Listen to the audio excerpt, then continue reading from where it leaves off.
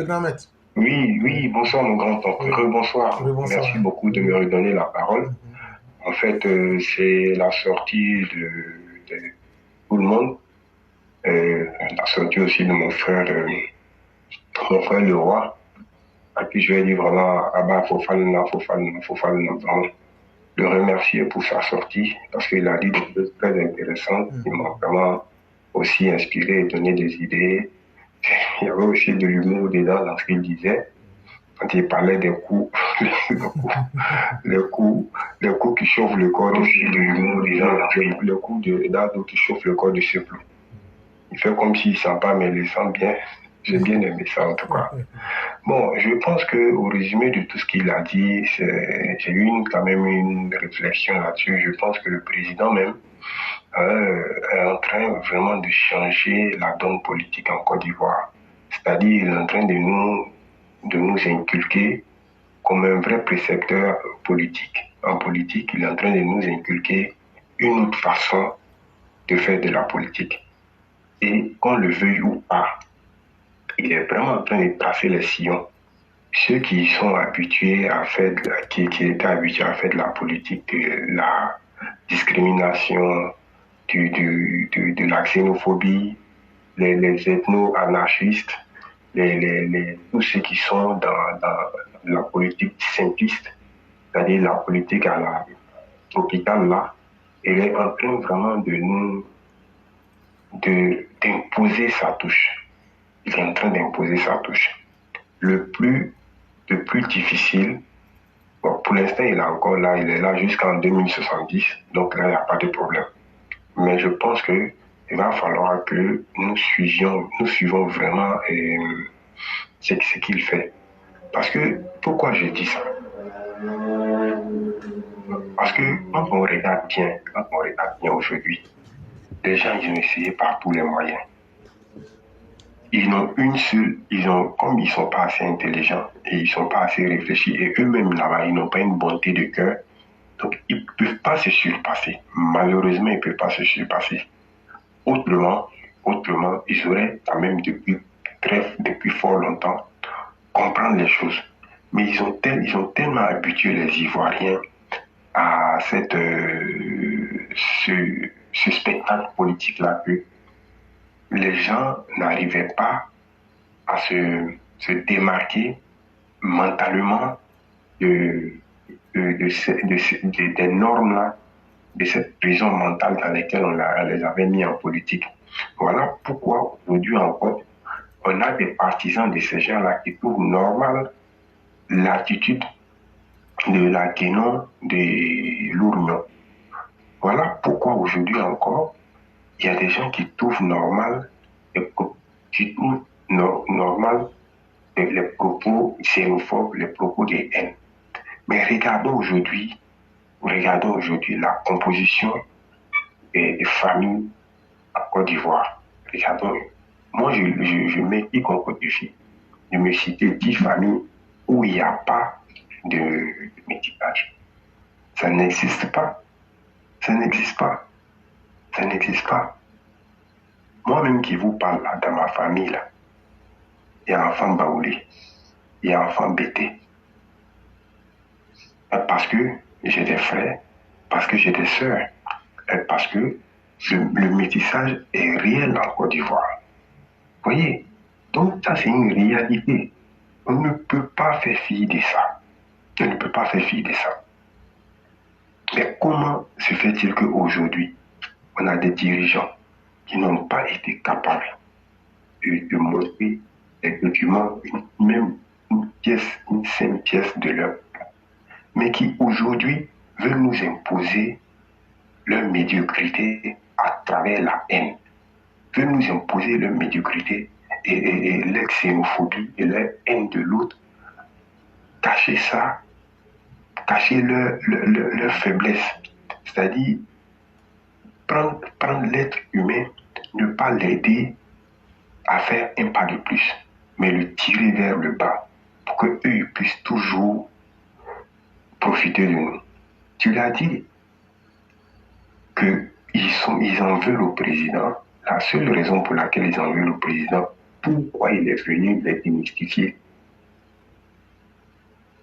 Mais on a besoin, un être humain là, il a besoin d'évoluer.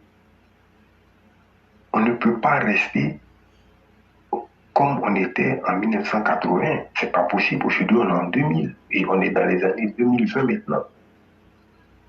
On est dans l'ère de l'Internet. On est dans l'ère du réseau, des réseaux. Avec ton téléphone, tu peux tout faire.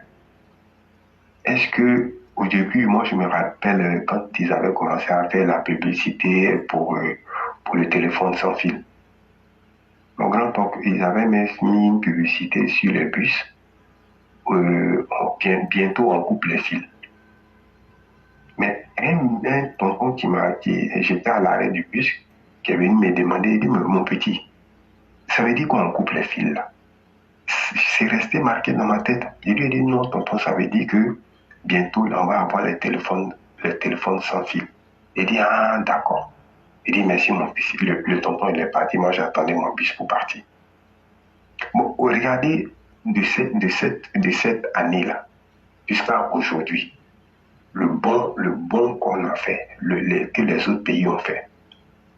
Et regardez de cette période, comment est-ce que la technologie a avancé, comment est-ce que l'Internet s'est imposé aux gens, comment est-ce que aujourd'hui, nos enfants même aujourd'hui, savent manipuler les ordinateurs, savent manipuler l'outil informatique. Donc, on ne peut pas, en même temps que le monde évolue, nous laisser des dirigeants politiques nous tirer vers le bas, et parce que eux, ça les arrange que nous soyons comme ça, pendant que eux, leurs enfants, sont en train d'évoluer. Mais il y a une injustice. La vie, là, tout le monde ne peut pas être à la même enseigne. Mais tout le monde a le droit d'avoir son petit moment de bonheur. Mais pourquoi donc, votre bonheur là, ça doit être forcément lorsque les autres sont malheureux. Quand vous votez des budgets, les budgets là passent à travers, ça dit, il n'y a rien qui est fait. Des projets qui étaient prévus depuis des années, depuis le temps de Fobani. C'est aujourd'hui là que nous sommes en train de voir les réalisations. Et quand on parle, on dit, ah, ça c'était les chantiers d'Opa. Mais oui, mais Opa n'a pas fait. Opa n'a pas fait. C'est lui qui fait là, c'est lui qui bâtit là, c'est lui qui réalise le projet là. Sinon, nous tous, on a des idées. Hein. Tous les soirs, quand on se lève là, quand on se couche là, on sort avec des nouvelles idées. Mais on ne parle pas de nous. Mais c'est ceux qui arrivent à contribuer et à réaliser leurs idées là. C'est d'eux qu'on parle. Et les grands diseurs ne sont pas forcément les grands faiseurs. Donc, il faut que ça finisse. Et pour que ça finisse là, c'est pas en parlant tout le temps. Le président, il a compris et il a compris la mentalité de l'Ivoirien. Il a compris la mentalité de ses concitoyens qui sont dans la scène politique avec lui. Il ne parle pas, il pose des actes et quand il leur donne un coup, il le sent vraiment, il se cache même pour pleurer. Imaginez-vous ce vieux grabataire là en ce moment couché auprès de sa petite maman là-bas. Comment il est en train de réaliser, d'imaginer l'homme qu'est le président. Nous, quand il a reçu le grabataire, nous, on n'était pas en colère, on n'était pas content, on était très en colère parce qu'on disait non, il ne peut pas le recevoir et puis tenir ce genre de propos. Mais avec le temps a fait son œuvre, on comprend que le vieux il aura toujours raison. Il aura toujours raison. Vraiment, c'est une école. Et je pense que à partir de là, s'il arrive vraiment que Dieu lui donne cette longévité-là pour assainir cette situation politique-là, mais malheureusement, on a des politiciens comme les Niamey Kona. Voilà quelqu'un qui veut rester dans le sillage de la malhonnêteté intellectuelle, de la gabégie, du vol à outrance, et c'est-à-dire devenir un petit seigneur, excusez-moi du terme, mais qui pète plus haut que son derrière, et par rapport à des populations qui ne demandent qu'à vivre dans des conditions simples et normales. Et quand ils sont incapables de faire face à une rivalité politique, ou à une adversité politique, on trouve les voies faciles. Et bon sang, quand est-ce que nous allons sortir de là? Quand est-ce que nous allons sortir de là? Hein?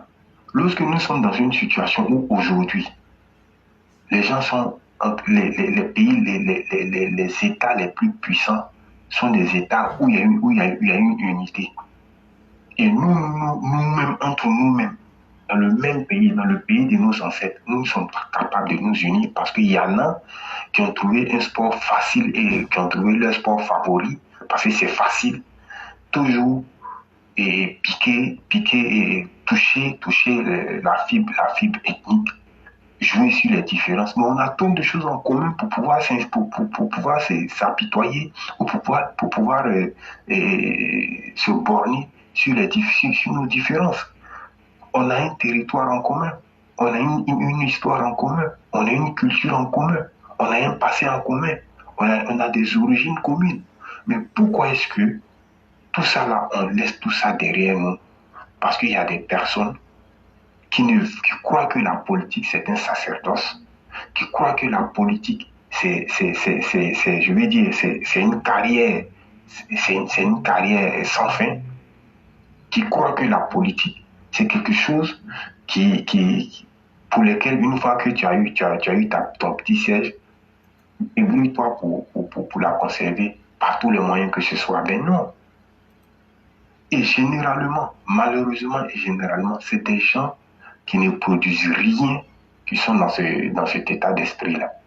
Parce que les politiciens ne produisent rien. Ils ne produisent rien. Et c'est eux qui se sucrent sur le dos des producteurs. Parce que dans la nomenclature d'une société qui fonctionne bien, il y a des producteurs, il y a des seigneurs, il y a des serfs, il y a comment il s'appelle, il y a les gens du service, c'est-à-dire ceux qui ont fait des études, l'administratif, le tertiaire, hein, et voilà. Mais le politicien, là, il a fait quoi? C'est des administrateurs. C'est des administrateurs, mais ce n'est pas des producteurs. Ils vivent grâce à l'aide de nos impôts. Mais ils ne produisent pas, ils ne participent pas à la production intérieure brute. Le PIB, là, ce n'est pas un politicien qui peut faire augmenter ça. C'est un travailleur, c'est un cultivateur, c'est quelqu'un qui produit des richesses. Mais les politiciens, ils sont là. Donc, du coup, ça fait que ces gens-là, ils sont tellement dans une situation de fragilité qu'ils veulent tout faire pour devenir même plus gourmands, même plus ceux que les producteurs. Et donc, qu'est-ce qu'ils ont fait? Ils se sont arrangés entre eux. C'est pour ça qu'entre eux là-bas, quel que soit leur bord politique, ils ne se lâchent pas. Aucun d'entre eux. Rares sont les politiciens ivoiriens qui, lorsqu'ils arrivent, lorsqu'ils sont plus au pouvoir, ils s'en sortent. Même pas les politiciens ivoiriens, les politiciens africains, qui ne s'en sortent pas. Parce qu'ils vont acheter des diplômes, ils aiment bien les titres ronflants, ils aiment bien qu'on les appelle docteur, professeur, tout et tout. Et ça, leurs partisans les encensent avec ça, ils sont contents. Mais au fond d'eux-mêmes, à travers leur discours, à travers leur attitude, à travers leur action qu'ils posent, on n'a pas besoin d'avoir des grands diplômes pour être un homme respecté et respectable. C'est les actes que tu poses au quotidien, quand tu es un homme public, les actes que tu poses au quotidien. Les gens ne demanderont même pas même ton diplôme. Mais il faut qu'on lui appelle docteur. Mais toi, tu dis que tu es docteur. Quand on te dit, il y a appel d'offres à l'international, on ne te voit pas. On ne te voit pas. Il y en a aussi, eux ici, se sont spécialisés, ils sont devenus maintenant intellectuels, et professeurs et docteurs. Ils ont réalisé tous les projets avec Didier Thiam avant qu'on les appelle, avant le coup d'État. Donc, eux, ils sont là maintenant, ils sont abonnés maintenant sur les réseaux. Dès qu'on dit il y a un projet, oui, c'est nous qui avions fait ça, je suivais mon regard. Je parle des Jean Le Bonnet. Eux, ils sont là comme ça aussi, ils sont là. Bon, vous voyez, et c'est un peu dommage que nous sommes encore dans ce genre de situation où c'est toujours le petit peuple là qui souffre. C'est toujours le petit peuple dont on abuse. Moi, je pense qu'aujourd'hui, il est temps, à travers nos belles émissions, à travers nos bonnes sorties, à travers vraiment toutes les réflexions que nous essayons à chaque fois que Dieu fait, de pouvoir éveiller la conscience des gens, de faire comprendre aux gens qu'aujourd'hui, chers frères, votre vie compte. Si ça ne compte pas pour les autres, votre vie doit compter pour vous-même. Et cette vie-là qui doit compter pour vous-même, même si tu n'as pas été à l'école, il y a des gens qui, eux, pensent aussi à vous. Regardez mon grand-oncle, l'éclaireur. Regardez mon frère le roi. Regardez le grand maître Walter Ototo. Regardez le cyclone. Regardez Sundiata. On a des personnalités comme ça. Regardez notre mère, la mère chair de poule. Quand elle fait un test même, tu as la chair de poule. Bon, regardez nos mères, toutes nos mères, mère Aki, mère Pinette, mère Nefertiti, Foudado, tout ça, on ne peut pas finir de les citer. Toutes ces personnalités-là, qui sont là, qui travaillent pour vous, pour que simplement nous puissions aujourd'hui, vous puissiez vous-même vous asseoir, pour dire, ah, vraiment, ceux-là, ils parlent beaucoup, mais est-ce que dans ce qu'ils disent là, est-ce que c'est vrai ou c'est faux? Vous pouvez vérifier ça sur le terrain. C'est nous, on a attaqué le ministre Amadou Touré, là. Mamadou Touré. C'est nous, on l'a attaqué, on l'a bombardé. Aujourd'hui, là, lui-même où il est là, il ne va jamais nous appeler, ou il va jamais, mais lui-même, il est fier de ce qu'on a fait. C'est ça des gens qui veulent changer, qui veulent faire changer les choses. Je rends vraiment hommage à tous les EPV. Et le premier d'entre eux qui est mon grand-oncle, parce que le travail qu'on a fait, c'est un travail de critique positive. C'est pousser nos dirigeants, les pousser à aller au-delà de ce qu'ils nous proposent. Voyez, donc c'est déjà quelque chose de très très bien. Parce que nous, on est où on est dans ce pays où on est là. On n'est pas au pays, mais notre cœur est au pays. L'endroit où on a enterré ton placenta là, tu vas vivre jusqu'à cet endroit-là, c'est collé à toi. C'est comme ça, nous, on souffre moi, quand je fais 2-3 mois, je ne suis pas en Côte d'Ivoire, je ne me sens pas. Je ne me sens pas bien. Ça me fatigue. Je vais souvent, Dieu merci, mais à chaque fois, c'est comme ça. Là, même si j'ai eu une ouverture en commun, je vais partir parce que mon pays me manque trop. Mon pays me manque trop. Mais comment est-ce qu'on peut laisser un pays à des gens qui eux-mêmes ne s'aiment pas et ils veulent encore sortir leur haine là contre d'autres personnes pour simplement empêcher les gens de vivre leur vie naturellement et simplement avec leurs propos. Et ils ont réussi quand même à intoxiquer leur population. Vous-même là, vous faites ça. Vous-même là, dans votre famille là-bas, il y a du métissage. Moi, je dis, c'est juste 5 familles où il n'y a pas de métissage. Il n'y en a pas. Mais c'est ça aussi qui fait le monde. Le monde qu'on voit là, on parle des États-Unis, les grands pays. On voit la France, c'est des grands pays. On voit, je ne sais pas moi, le Canada. Mais ça, c'est le monde qui est comme ça. Toi, c'est pas parce que toi, tu es resté dans ta broussaille là-bas, que tu n'as jamais quitté même la limite de ton village, que toi, tu te sens bien comme ça, que tu crois que le monde s'arrête là. Non. Si tu sors là, tu vas connaître que dans la vie là, il y a plus tout que ton village. C'est comme ça. Mais ça ne veut pas dire que tu ne dois pas aimer ton village. Il faut avoir les pieds enracinés tes 2 pieds là, enracinés dans ton village. Mais ta tête là, ça doit regarder un peu de temps en temps vers le ciel. Tu vas voir les oiseaux passer, tu vas voir le soleil qui brille. Tu vas dire, ah, vraiment, la vie est belle. Mais non. Les gens vont venir vous blaguer avec 5 000 francs, 10 000 francs. Vous allez sortir. Ils vont jamais chercher du travail pour vous. Regardez comment la Côte d'Ivoire a changé depuis 2010. Mais si le président était une personne comme ses anciens collègues, les ex qui étaient là, les intérimaires qui étaient là, Mais est-ce qu'aujourd'hui, là, nous, on allait être fiers pour dire on va taper notre parti? Et puis, c'est vous-même, vous êtes fiers même. Parce que nous-mêmes, là, nous, on n'est pas étonnés. Je vous assure que nous, on n'est pas étonnés. Parce que le monsieur, là, c'est-à-dire que là, ce sont ses actes. Mais nous qui vraiment, qui l'avons vu depuis qu'il il arrivé au pays en 90, là, on est moi en tout cas personnellement, je ne suis pas surpris. Je sais que les PV ne sont pas surpris. C'est ce qu'il fait. Et malheureusement, on nous a perdu du temps. Donc vous voyez, essayez d'ouvrir un peu les yeux. Les yeux là, vraiment, prions pour lui. Prions pour lui, prions pour lui, prions pour lui. C'est une chance. Et regardez comment notre sous-région est mélangée. Regardez comment même à nos frontières, comment les choses sont mélangées. Mais nous, on est encore tranquille. On vient, on est content. On est tranquille. Vous croyez que Dieu donne ça à tout le monde? Dieu connaît l'intention de Dieu. Il connaît l'intention de ceux qui nous gouvernent. Ils ont une très très bonne intention. Ils veulent que le pays avance. Ils aiment profondément la Côte d'Ivoire.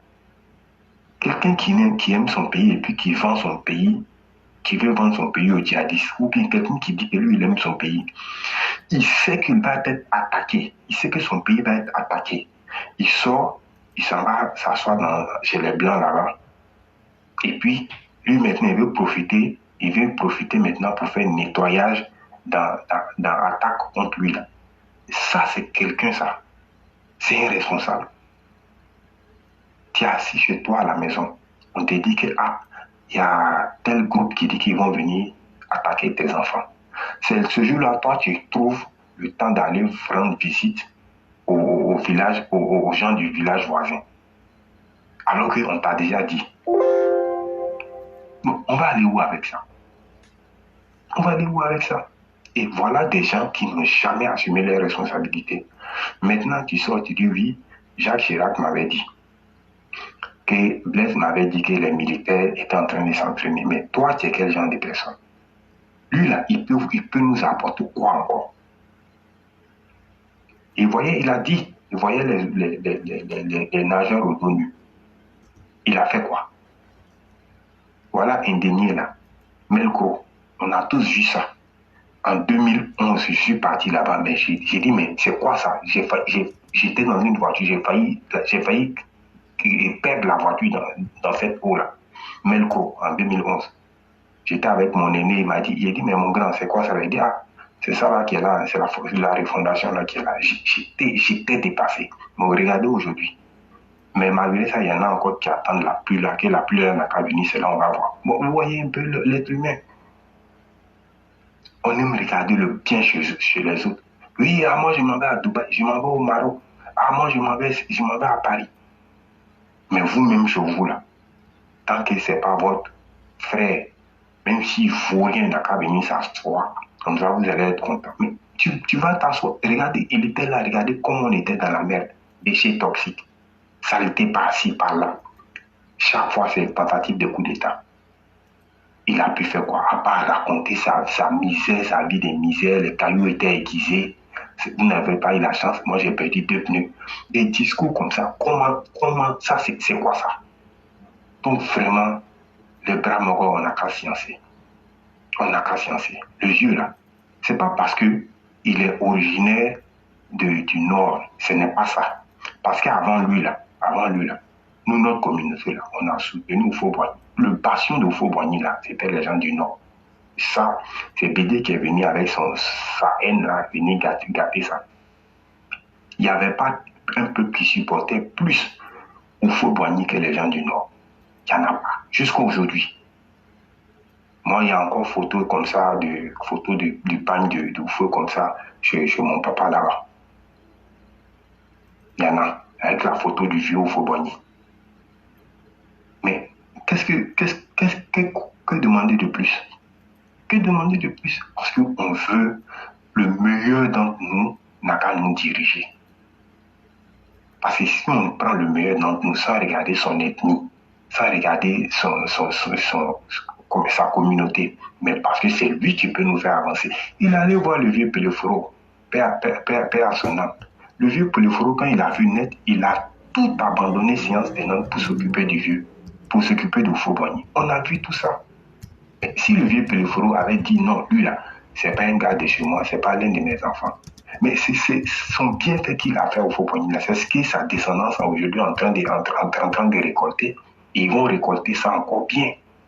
Parce que quand tu es bon et que tu fais quelque chose en pensant à l'avenir, là, Dieu te rend ça à travers ta descendance. Mais si tu es nu comme Bédier, pour dire, ah, lui là, ça, c'est les gens là, non, non, non. C'est comme il dit, il va dire, ah, ça, c'est les kangas là, ceux-là, c'est les kangas, il faut le laisser. C'est une valeur sûre qu'on est en train de perdre. C'est une valeur sûre qu'on est en train de perdre. Voyez? Donc, en gros, je vais m'arrêter là, mon grand. Donc, j'ai été assez long, mais ça me tenait à cœur de dire ça, parce que j'estime que rien ne doit prévaloir la Côte d'Ivoire. Rien ne doit prévaloir notre fraternité. Rien ne doit prévaloir notre bonheur. Rien ne doit prévaloir la paix. Et celui qui est capable de nous donner cette paix-là, même si c'est un martien, on va le faire descendre sur terre ici pour venir nous donner ça. Parce que Dieu ne donne pas ça à n'importe qui. Tu peux avoir la volonté, mais si ce n'est pas si ce n'est pas écrit sur ton front, tu ne peux pas. Mais le vieux là, quelqu'un qui sait, pour une personne qui sait voir les signes, le vieux là, il avait les signes depuis très longtemps. Avant même qu'il ne soit président, il avait les signes. Regardez son parcours. Regardez son parcours. Donc voilà un peu ce que je voulais dire, mon grand oncle, si tu as quelque chose à rajouter. Merci. Je crois que ce que vous avez dit est très touchant et c'est totalement la vérité. Et vraiment, merci pour ces messages-là. Après, on va les découper pour les mettre à la disposition des uns des autres.